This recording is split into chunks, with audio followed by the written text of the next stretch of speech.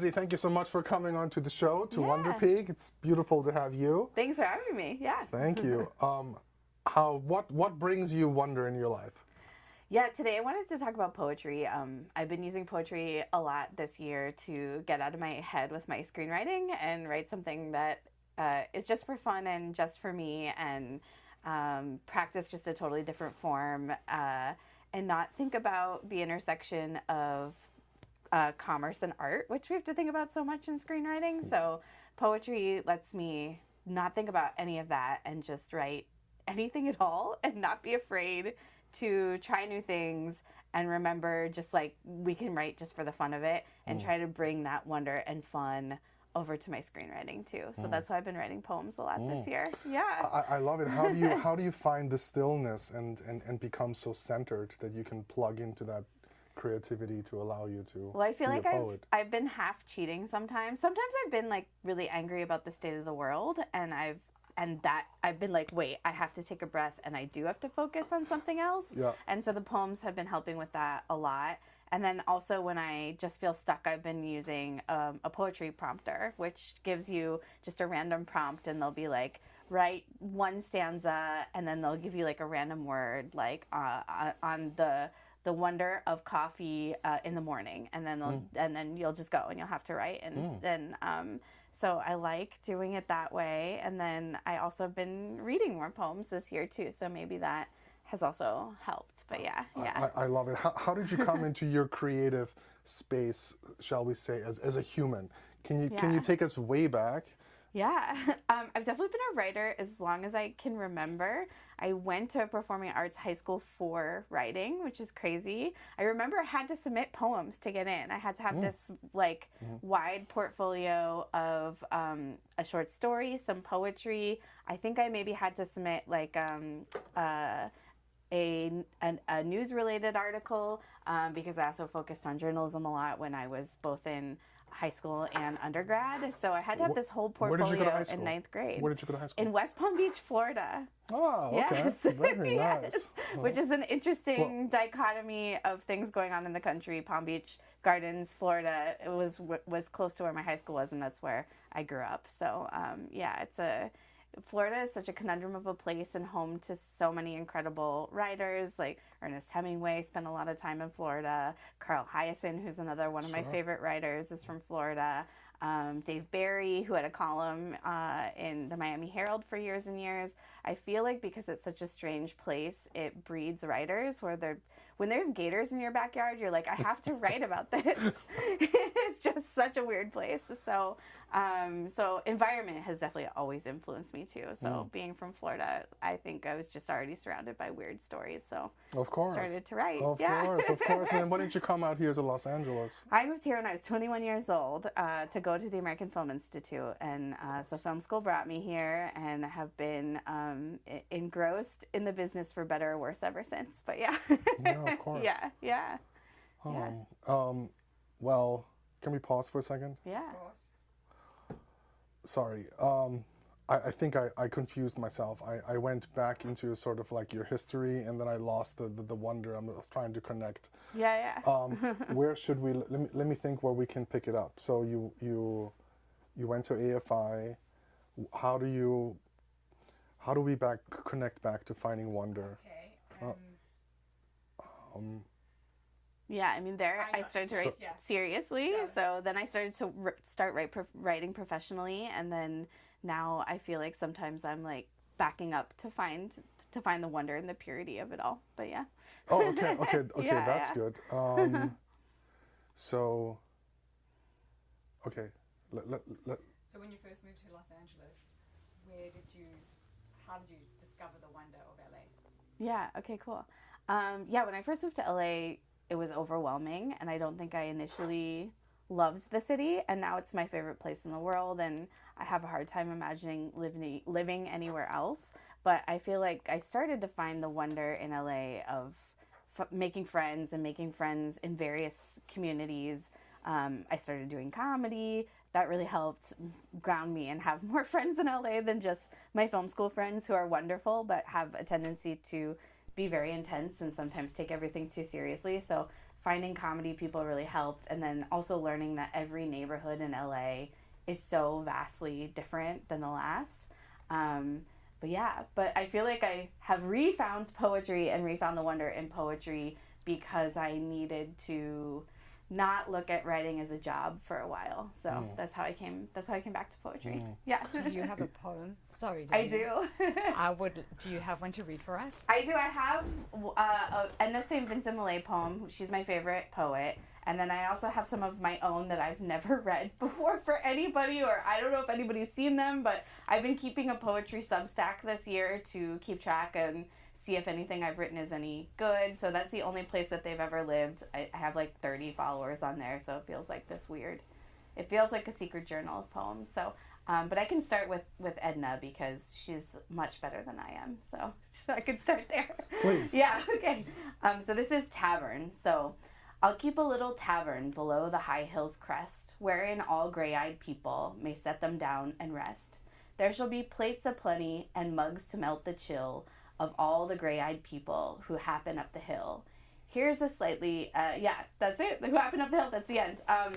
But I wrote a little note about it that, like, this is so short. A lot of her poems are really short. I love that it's about the environment. I love that her dream is simply to just end up owning a tavern. She was pretty famous when she was alive. She was not one of those people that became famous after she died. So she lived a pretty high society life. So I like that her longing was literally a place to like drink beer, that everybody was welcome in the end. So that's like just what she wanted in the end.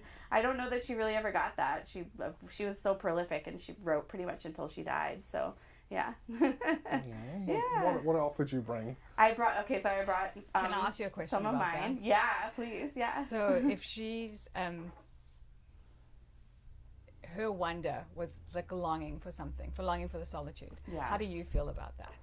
Yeah, I think writers in general are people who have like a deep longing in general. Like we want to be remembered in some way, which is I feel like why we write. But that I think sometimes feels like a burden where we're like, oh man, we just hope we write one thing good enough where people will remember us and that our writing lives on after we die and that's our legacy. So I think like her longing for simplicity, because she did become a very famous poet, to me makes super sense as a writer, where it's like, oh man, just like let go of the burden, like have some freaking fun, and then you, I think, then find the magic in your voice when you finally do that. But yeah. I love that. Let go of the burden. Yeah, totally. Yeah. Yeah, which is again why I started writing poems this year. Like I don't think I've written poems in like 10 years, like before I started doing it again in the last like year or so of my life, and I think I was longing to let go of the burden of just like every day, and that's why I started doing it again. Yeah. Love it. What else did you bring us? Yeah, I brought two different poems. The first one is definitely inspired just about what's going on in the world. So I'll read that one first, and the second one is way less serious. And this one did come from the poetry prompter, which whenever I feel stuck and I just want to let go, like I have been using it, and it's been really interesting. And I needed something, I think, to just psychologically let me be like, you're right, you're allowed to write poems. And because I feel like the word poetry too, like comes with a large amount of cringe, but I think like the more we start embracing our cringe as a society, the better we're gonna finally be as people. so it feels very cringe to read it, and I've never read it before. Do you think it's cringe, or do you think it's pressure? Oh, I think it's both. And I think our younger generation uses the word cringe probably in place of pressure. Like if they're feeling pressure, then they're just like, oh, that's so cringe. But yeah. So the prompt for this one was write a psalm that somehow thrives on angst, featuring botanical facts and eggs. So and it was funny, like it used the word eggs right before the election. So I wrote this November 12th, 2024. So blessed are those who carry angst and fire in their hearts, for may it be a sin to care more about the price of eggs than your fellow man. Delight is bright in the shadow of anger, for anger turns to action, and may we never fall victim to the despair of doing nothing. May we make like the trees, standing immovable for 100 years, providing shade, strength, and growth, come what may. And may the path of enlightenment always make room for angst, for without the unsettled, how may the tree continue to grow? And may we never forget how much people cared about the eggs. Mm-hmm. So yeah, that felt cringe, but thanks for letting me read it. And I had one more that's like, So before you go to the next one, yeah. so when you got that prompt, Yeah. like what was the first thing that came to your mind? Well, Because first that's of kind of an all- interesting. Yeah, it's wild. Yeah. First of all, I had to read some psalms, which is like another reason why I did this. I'm like, oh well, I've never written a psalm before, and I think that's what's so fun about poetry in general, is that a poem can be anything. I brought one more poem too, of like a favorite contemporary poet of mine that that prompted me to be like, oh yeah, I can totally write poems again. So it's really fun that a poem can be anything, but psalm we associate with the Bible, right? It's one of our oldest forms of poems, I feel like, in general, because who knows when the Bible was actually written. But so I had to read a bunch, and so I read some biblical ones. I read some other ones that were like takeoffs of psalms, and so just even trying to like get into the rhythm of that is where I started, because I'm like, what does that even mean? And but I think it made me start thinking of like false worship and false gods, and how again that is a big topic in society right now, and where are we putting our efforts into what we value at the moment. So that's where my brain went when I started to write that one. yeah. This one did not have a prompt. I think I was just angry when I wrote it, but I like tried to put myself in a mindset of somebody who has just a ridiculous amount of confidence, and that's what prompted me to write this, was to like just trying to remember my own power when I wrote it. So the anger led to the confidence. Yeah. Where's the link in that? Yeah, I think like when I get mad, I have to like figure out how to calm myself down, and then look and remember my own power to let go of the anger, because usually I feel like in this business we get told no so much. So my anger is usually stemming from somebody telling me no, and then I have to refine my power to remember I can just do it myself. Like the no doesn't mean something is over. It doesn't mean that you can't do it. It just means like you got to refocus of how you're gonna achieve it, bottom line. So yeah. Yeah, okay. So I'm the runt that keeps eating, the unique cherry that makes it through to next season, the canceled show that gets bought by a better network.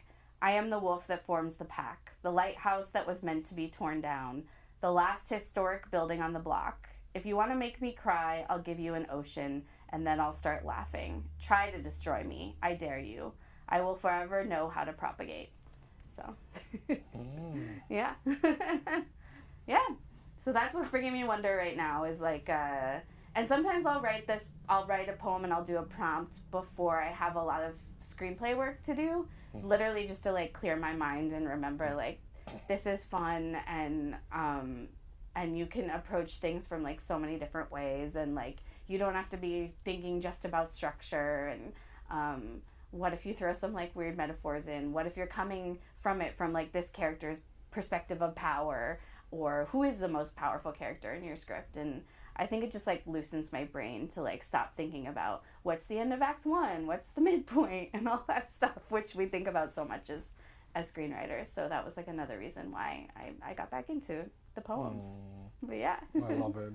Yeah. Well, speaking of taking the power back, Yeah. you have a special announcement to make here. Yeah. You're taking the power back, and you're having your own show Yes. on the Wonder Peak Network. Yeah, I'm so excited. Thanks for asking me to do a show on Wonder Peak. But we're going to examine the first 5 pages of screenplays, both famous screenplays and people's works in progress, and or things that screenwriters have written that they want to talk about that maybe have already aired too, and look at those first 5 pages. So we're going to have like a wide variety of guests, of comedians, fellow writers, fellow filmmakers who want to talk about either their favorite or something that they're writing. And it's simply called First 5. And the first 5 pages of a script are just so ridiculously important. Sometimes that's all you get in a read. Sometimes an intern is reading your script and they're going to be like, I have 100 scripts to read this weekend. Let's see if I like the first 5 pages. So the first 5 are so ridiculously important, and I'm so excited to examine them. I love how you announced in your pitch deck to us how it's a podcast for screenwriters and movie lovers who live for the hook. Yes, yeah. That's what totally, it is. Totally, yeah. The hook. Yeah, and hopefully you're getting to that hook in the first 5 so that people do want to keep reading. Again, I feel like our attention span is shorter and shorter. Sid Field said your first 10 are the most important, and I literally think it's now gotten down to 5. So I'm so excited. I'm so excited to do first 5 with Wonder Peak. Yeah. Oh, thank you. Yeah. Well, it resonates with me because I can only get through the first 5 pages of a script usually, and then it's... Yeah, but as you're saying, like, attention spans are so short, yet they are so long at the same time, because people sit for hours binge watching entire season in a weekend. Totally. So once you get the hook, once you get them in, you have their attention, and you can really it can last for hours and hours and weeks and months. Totally. I feel like White Lotus, because we'd watched 2 prior seasons to this 3rd season, that's definitely been my favorite show of this year. We let Mike White have a slow burn in the first 3 episodes because we trusted him, and also because he writes such interesting characters. So I feel like he hooks us right away with incredible actors, incredible characters. Like, I'll watch Parker Posey read the phone book, and so there's definitely exceptions to the rule where, like, every once in a while you're like, okay, well, this person is interesting enough that I trust this actor, or I trust this writer, that I'll give them the 20 pages to give me a slow burn because I'm so engaged with that person or that character. And I wish we all got that permission to take our time. Well, yeah. But maybe shows like White Lotus will get us there. But then, like, on the flip side, I'm also watching The Studio right now, and The Studio is so fast. It's like, you know the premise of that episode. Sometimes in the first 3 lines of the show, Seth Rogen is so quick-witted. The pace of the show is frenetic, which I feel like a lot of us feel like we're on a hamster wheel, much like Seth Rogen's character in that show. So he does it so well of being like, okay, I'm in, I'm engaged. Like, I want to know what the Kool-Aid movie is going to be. Yeah. Oh, we're excited. Yeah. We're very excited. Cool. So what is your favorite piece of writing that you've written so far? Oh my gosh. I feel like every one is so different. It's hard to compare them. It's like hard to pick your favorite child. Yeah. I mean, I just have something I've been working on for, at this point, 5 years. And sometimes it's how long it takes to get a movie made. And it's the one that's getting closest. And people love it or hate it. But I'm writing something called Bits and Pieces, which is about a Texan woman and her gay best friend who go on a road trip to a multi-level marketing conference. And on their way there, they find a dismembered penis in a cooler, and it's obviously a comedy, and they have to find out who that belongs to, and they have to make some decisions about their life along the way if their future is in Texas or elsewhere. And it's just a really fun comedy that feels like it's getting closer and closer, and hopefully moving to casting really soon. So it definitely just feels very uniquely my voice, and that's definitely why it's painful when people don't like it, and it's really exciting when people really love it and get it, and not everybody gets it. So I have 2 questions. Yeah. Before Daniel jumps in, I have 2 questions. Why a dismembered penis? Yeah. So I was at a film festival, and I was coming home, and I bought Vanity Fair, which remains one of my favorite pieces of writing. Always, Vanity Fair, I think, is the best publication that still exists for writing. The articles are incredible. And I was reading a piece on where is Lorena Bobbitt now in Vanity Fair. So it was around the anniversary of Lorena's triumphant / dangerous / upsetting move that she made with her husband and going to jail and all those things. And it was like the #1 news story in America back in the 80s when that happened. And she's just such an interesting person, and it's just interesting how we blame women and we still use the word hysterical woman, evil woman, all these crazy words for women who may or may not have been in a place of victimhood or power. And I felt like the dichotomy of that and the study of that was really interesting, and that's like where the screenplay eventually grew from. Yeah, so reading an article in Vanity Fair set me on a 5-year journey. Love it. Yeah, yeah. Is there any type of advice that you can offer to young, up-and-coming, students who want to pursue creativity and express themselves? Yeah, totally. I think it's hard to learn that, like, you're not going to be for everyone, and that's a good lesson to take of, like, if you believe in your work, I think you'll find your team, you'll find the other people that believe in you and believe in your voice, and trying to not sacrifice your voice, which is hard because we all gotta eat and we all gotta make money. So figuring out that balance, and sometimes, like, I even say, like, having a project for them and having a project for you, and also just simultaneously always being open to suggestions and learning how to take that note. So I feel like there's a way to both protect yourself and, like, find collaborators that are giving notes in constructive ways and helping you maybe reach your own vision or reach a vision on something that's more a team project or something you're working on in the studio realm, where you are gonna have to take notes from, like, sometimes 20 people. So I think, like, still just figuring out how do you still protect your voice and find your passion when you might be working, like, that balance along the way. Yeah. That, and, like, don't stop writing. Even if you gotta write cringe poetry to get back to the writing. But yeah. Well, Yeah. Lindsay, thank you. Thank you so much. Thank you so much. Yeah. For today. This was great, and we look Yeah. forward to seeing more of you. Cool. Me too.